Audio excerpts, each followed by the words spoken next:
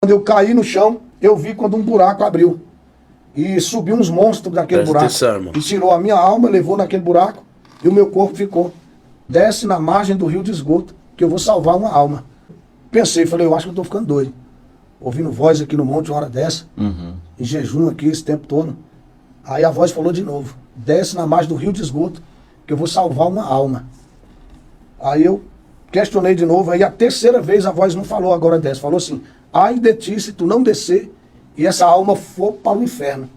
Meu Deus. Aí o meu coração tremeu, eu falei, Senhor, eu vou. Quando eu vou chegando ainda meio assim, porque por mais que você tenha experiência, né, sempre você fica naquela, será que foi Deus mesmo? Será que eu tô voando aqui? Será que... Quando de repente eu olhei, uns 50 metros assim, quando eu estava chegando, aí eu vi um corpo se debruçando no chão, na beira do rio, a correnteza passando, né, o rio de esgoto tinha uma correnteza forte, e aquele corpo se debatendo, as pernas já estavam dentro do rio já, assim, a água batendo já para ele cair. Aí eu desci correndo, tirei o terno, consegui chegar antes daquele rapaz cair no rio. Consegui, puxei ele estava babando, uma baba verde, vomitando e bebendo, e dando convulsão. E aí o que acontece? Eu tirei ele da situação que ele estava caindo dentro do rio, peguei meu paletó, tirei, limpei aquela baba que ele estava babando, vomitando e bebendo, e aí ele foi ficando roxo. Aí foi quando ele foi e morreu ali na minha frente. Aí eu conheço um pouco de técnicas de segurança, porque eu fui cabo do Exército, e eu fiz todos os procedimentos ali que eu conheço de primeiros socorros e tudo, e nada. E ele ficou duro igual uma pedra e gelado e morreu ali. Eu não sou médico para testar a cessação da atividade encefálica de ninguém, mas é fácil saber quando uma pessoa morre. E aí eu procurei pulso aqui no pescoço, e não tinha, virava ele para um lado, para o outro, e fiz pressão, fiz tudo que você imaginar que existe de primeiros socorros ali, eu só não fiz respiração boca a boca, mas o resto ali eu fiz tudo. E aí não teve jeito, o cara ficou lá no chão, era um rapaz de uns 18 a 19 anos de idade, de boa aparência, e aí eu chorei ali, né, de ver aquela situação. Falei, Deus, o Senhor falou para mim que ia salvar, e agora o rapaz morreu, eu obedeci o Senhor. Por quê, Senhor? E fiquei sem entender, porque eu tinha obedecido a voz de Deus, né? Então eu falei, mas o Senhor me trouxe aqui, aí o rapaz morreu, aí volta e meia, eu não queria acreditar, virava o rapaz para um lado, para o outro, e aí andava, me coçava a cabeça, orava e nada, e falando com Deus, Senhor, como que eu vou falar para a mãe desse rapaz? Como que eu vou falar para o pai, para a polícia? O Senhor me trouxe aqui, eu obedeci, eu ouvi a sua voz lá em cima do monte. No mato, só eu e o Senhor aqui, não desce. Eu falei para o Senhor que ninguém desce aqui. O Senhor falou que era para mim vir, eu vim. Aí nada, aí sentei, tinha um barranquinho assim, tipo um cupim assim do lado. Aí eu sentei, fiquei ali uns 20 e poucos minutos ali, olhando aquele defunto mesmo. Na expectativa dele levantar ou não, mas para mim eu sabia que ele estava morto. E aí quando eu estou sentado assim, orando, falando com Deus e até chorando ali por aquela situação, a voz tornou a falar comigo. A mesma voz que tinha falado em cima do monte. Falou assim, não te he dito que se tu crer, tu verás a glória de Deus. Eu sou a ressurreição e a vida. Aquele que crê em mim, ainda que esteja morto, viverá. Glória. Aí na hora eu senti uma convicção muito forte, uma fé sobrenatural. E aí eu coloquei a mão na cabeça, ele estava deitado assim de barriga para cima, né? Aí eu coloquei a mão na cabeça dele assim e falei, Espírito da morte, aonde a alma desse rapaz estiver, eu ordeno em nome do Senhor Jesus Cristo que ela retorne para o corpo agora. Quando eu disse assim, ele vomitou. Quando ele vomitou, ele já vomitou pulando. Caiu de joelho. Né? O cabelão dele era grandão, veio para frente assim, ele botou as mãos para trás. E aí já caiu manifestado um demônio. E aí o espírito maligno, né, manifestou nele e falou assim, eu sou o espírito da morte. O Exu da morte, parece, não lembro direito. Sou eu que mato na faca, na bala, e foi falando, né? Aí eu lembro até hoje, ele falou, quem mandou você vir aqui? Aí eu falei, o Deus de Daniel 2:22, que revela o profundo e escondido, conhece quem está em trevas e com ele mora a luz. E aí na hora eu falei assim, e o demônio falou assim, quem mandou você vir aqui?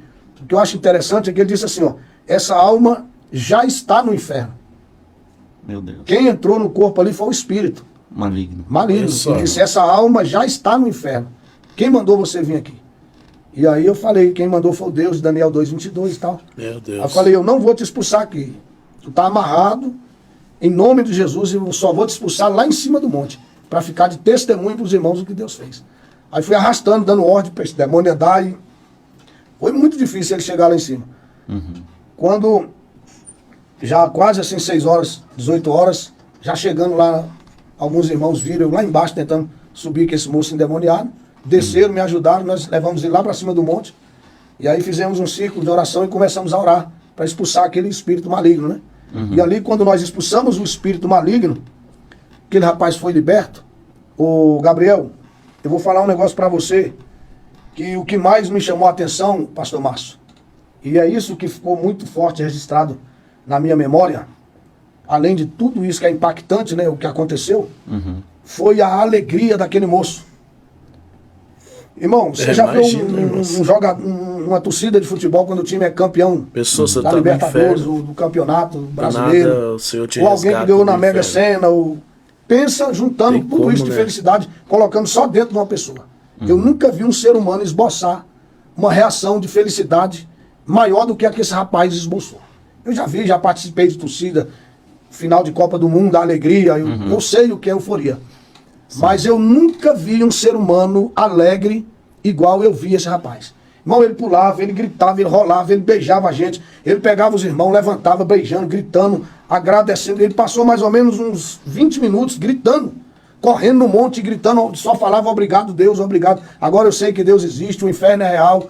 E gritava, obrigado, obrigado, obrigado. E quando ele foi se acalmando, foi depois de uns 20 minutos, eu consegui chegar perto dele, ele me beijando, me abraçando e dizendo obrigado, obrigado, obrigado. E quando ele se acalmou, se tremendo todinho, foi que eu cheguei perto dele e falei, filho, me conta o que aconteceu. Por que essa alegria toda?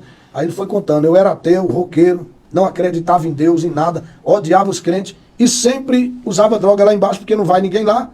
E eu gostava muito de cheirar cocaína e usar droga lá embaixo. E hoje eu estava usando droga, e quando eu estava sentado lá na beira do rio, usando drogas, foi quando a minha boca começou a adormecer, minha língua começou a enrolar, e eu comecei a passar mal e eu caí. Eu gritando e não tinha para quem pedir socorro, porque estava sozinho no meio daquela mata. E quando eu caí no chão, eu vi quando um buraco abriu. E subiu uns monstros daquele buraco. E tirou a minha alma, levou naquele buraco, e o meu corpo ficou. Meu Deus. Aí foi quando eu desci num lugar, ele fala, né? E eu só posso acreditar que esse lugar é o inferno, porque um segundo lá é uma eternidade. Não existe no mundo um filme de terror que você possa comparar com aquele lugar em relação a sofrimento. E quando eu entrei naquele lugar, os monstros que me levaram com muita alma que cai direto, gente caindo naquela prisão, e eu fiquei agrilhoado numa pedra, num negócio assim esquisito, e aqueles monstros voando na minha frente, dando gargalhada e dizendo que eu era o mais novo habitante do inferno. E naquele lugar só tinha porta de entrada, ninguém nunca tinha saído de lá.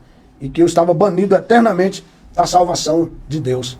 E ali eu desesperado, sendo torturado, quando eu olhei, ele disse assim, eu não vi, porque se eu disser que eu vi o rosto, eu estou mentindo.